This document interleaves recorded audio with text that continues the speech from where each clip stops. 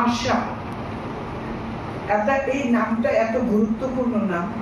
কারণ আমরা প্রত্যেকে আমাদের জীবনে আমরা বেঁচে থাকি আশা নিয়ে, স্বপ্ন নিয়ে, ঠিক কিনা?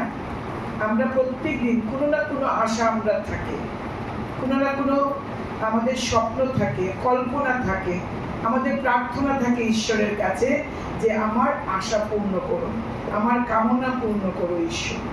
তাহলে আশা এই নামটা কতটা যথার্থ যে প্রত্যেকেই আশা করে, বিশেষ করে সন্তান সম্ভবা মা কিংবা ছোট্ট সন্তান যার ঘরে রয়েছে তারা আশা করে তাদের আশার দিদিদের কিংবা আশার মাসিদের তারা সহায়তা করে।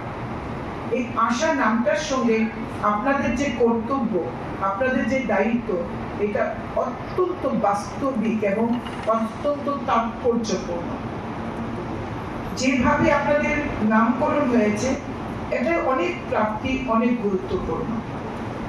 আজকে রাজ্য সরকার এবং কেন্দ্রীয় সরকার আশা কর্মীদের জীবনযাত্রার মান উন্নয়ন করার জন্য, তাদের কাজকে আরো সুন্দর করে তোলার জন্য, আরো স্বাচ্ছন্দ্য করে তোলার জন্য বিভিন্ন পরিকল্পনা হাতে নিয়েছে। যেমন আজকে আপনাদেরকে স্মার্টফোন তুলে দেওয়া হবে। হয়তো অনেকের স্মার্টফোন আছে, কিন্তু সরকারের তরফ থেকে এই প্রথমবার আপনাদেরকে স্মার্টফোন তুলে দেওয়া হবে। এর আগে আমরা অঙ্গনওয়াড়ি দিদিদেরকে স্মার্টফোন তুলে দিয়েছি। আমরা জানি আপনারা যে সাম্মানিক ভাতা পান এটা আপনাদের কাজের নিরিখে। অনেক সময় আপনাদের চাহিদা পরিপূর্ণ হয় না, কিন্তু আপনাদের দায়িত্বটা অপরিসীম। প্রত্যেকটি পরিবারের সঙ্গে আপনাদের যোগাযোগ, প্রত্যেকটি পরিবারের সঙ্গে আপনাদের আত্মার সংযোগ, এই কাজটা কিন্তু আপনারা দায়িত্ব সহকারে করছেন। এখানে রাজনীতি নয়, এখানে কোনো রকম সরকার বিরোধী দল কিছু নেই। এখানে শুধু মানব সেবা, মানুষের দায়িত্ব নেওয়া।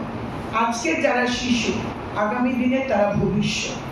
প্রত্যেকটা শিশু যখন তার মাতৃগর্ভে থাকে, সেই শিশুকে সুস্থ সবলভাবে তাদেরকে জন্ম দেওয়া, মা যাতে একটা সুস্থ সন্তান প্রসব করতে পারে।